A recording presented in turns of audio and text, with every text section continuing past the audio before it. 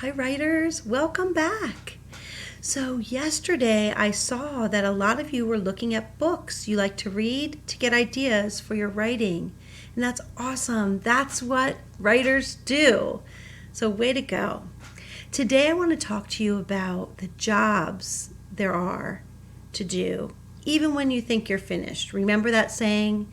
When we're done, we've just begun. Because there's so many things writers do after they think they've written out all their ideas in a story or a book. One of the things writers do is to look back and see if they need to add some details to their pictures.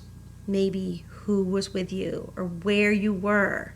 Add some details in the drawing to help the reader understand that part of your picture.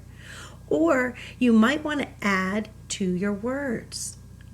So you might want to add labels to your picture or words to match your picture on each page. You need to check also before you say you're finished to be sure that your writing is readable. See if you have finger spaces between the words, capital letters, and punctuation to show that your sentence is finished. Then is the fun part. It might be time, you might be ready to share your writing. Publish it by sharing it with someone at your house, maybe your home teacher or a sister or a brother.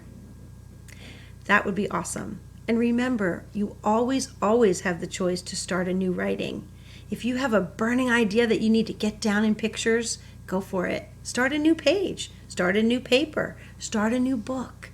You always have that as an option. So writers, remember, you have jobs to do when you think you're finished.